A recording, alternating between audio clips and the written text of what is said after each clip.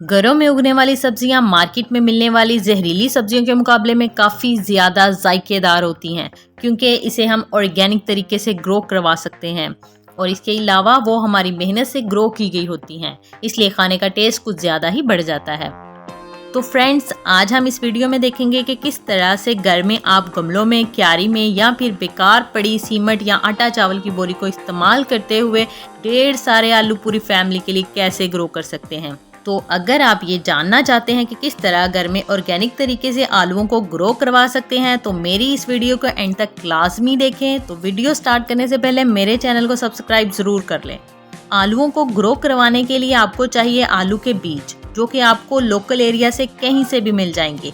लेकिन अगर आपके पास आलू के बीज नहीं है तो आप घर में खाने के लिए जो आलू इस्तेमाल करते हैं उन आलूओं के जरिए से भी आप ऑर्गेनिक तरीके से बहुत ज़्यादा आलू ग्रो कर सकते हैं।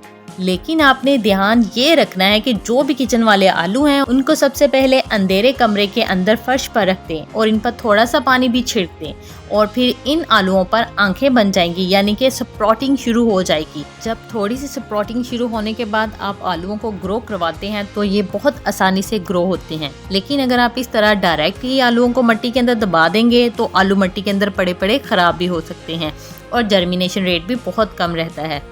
इसलिए आप पहले आलूओं की ग्रोथ स्टार्ट करवाएं और उसके बाद ही आलूओं को ग्रो करें। खैर, यहाँ पर पुराने आलूओं को अंधेरे कमरे में फर्श पर तो नहीं डाल रहे, लेकिन एक नए तरीके से ग्रोथ को स्टार्ट करवाएंगे। नए तरीके से ग्रो करवाने के लिए यहाँ पर इस पॉट में नदी की रेत को भर रखा है और इस रेत को हमने छान लिया है और अब इन आलूओं को इस रेत के अंदर दबा देंगे। आलूओं को रेत के अंदर दबाने के बाद तकरीबन 4 से 5 दिनों के बाद आलूओं की आंखें निकल आती हैं, यानी कि आलूओं की नई ग्रोथ स्टार्ट हो जाती है। अब देखें, यहाँ पर इस रेत के अंदर आलूओं को दबाया जा रहा है। इन आलूओं को तकरीबन 2 इंच गहराई में दबाना है, ज्यादा गहराई में या फिर ज्यादा ऊंचा नहीं दबाना। आलूओं को इस रेत में दबाने के बाद हम इस रेत को गीला कर लेंगे और गीला करने के बाद इस पॉट को ऐसी जगह रखेंगे जहां डायरेक्ट अच्छी तरह से पूरा दिन धूप आती हो, क्योंकि इनको पूरे दिन की धूप मिलना बहुत ही ज़रूरी है। और एक बात ध्यान में रखें कि इन आलूओं को रेत में दबाने के बाद ज़्यादा पानी नहीं देना, नहीं तो आलू इस रेत में पड़े पड़े गल जाएंगे 4 दिन बाद। चले अब सारे आलूओं को निकाल कर देखते हैं।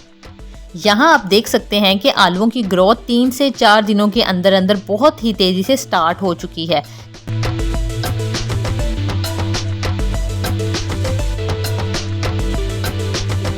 आपने देखा कि सारे आलूओं पर स्प्राउटिंग हो चुकी है। अब इन आलूओं को बोरी के अंदर लगाते हैं। इस बोरी में तैयार करदा मिट्टी डाली गई है, जिसमें 20% रेत, 20% वर्मी कंपोस्ट और बाकी गमलों की और गार्डन की मिट्टी, इन सबको मिक्स करने के बाद इस बोरी को भर लिया है।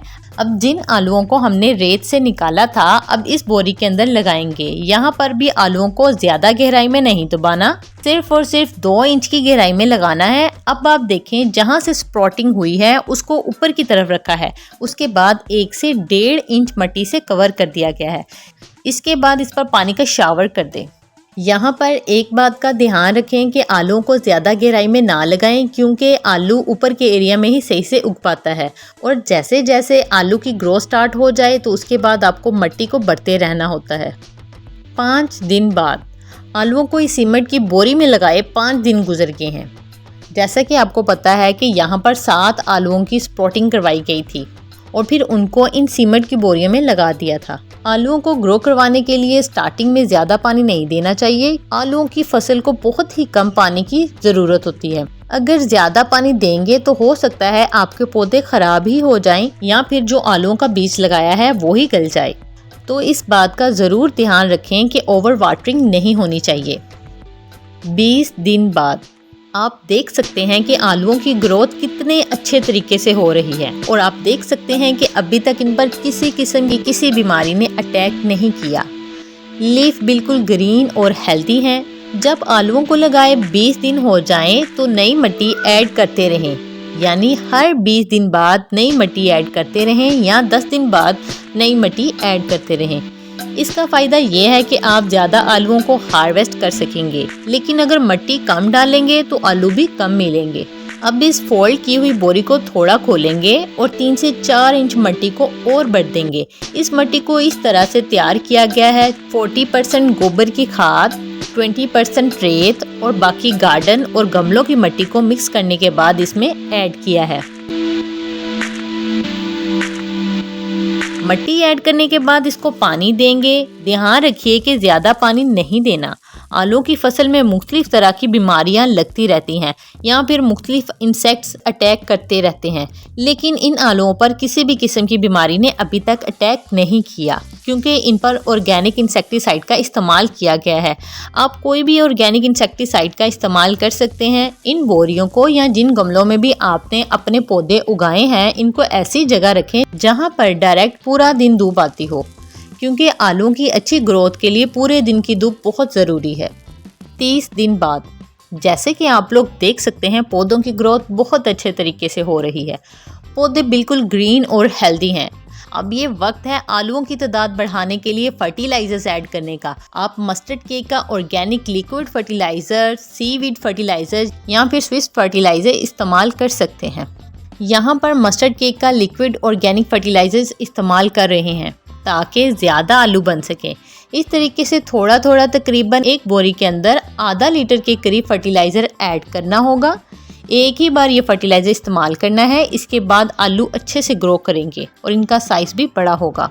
और जब आलूओं के पौधे इस तरीके से ड्राई होने लगे यानी सूखने लगे तो समझ जाएं यही सही वक्त है आलूओं को हार्वेस्ट करने का।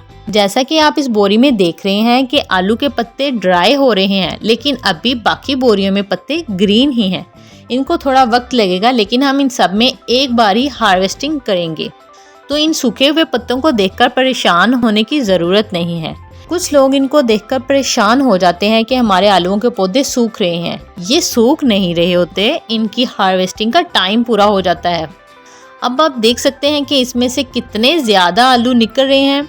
तो इस तरीके से आप घर में सीमेंट की बोरी, आटा चावल की बोरी या गमलों में आलूओं को ग्रो करके मार्केट में मिलने वाली खतरनाक केमिकल वाली सब्जियों से अपनी बॉडी को बचा सकते हैं। अब आपको सारी बोरियों में से दिखाते हैं कि कितने कितने आलू निकल आए हैं।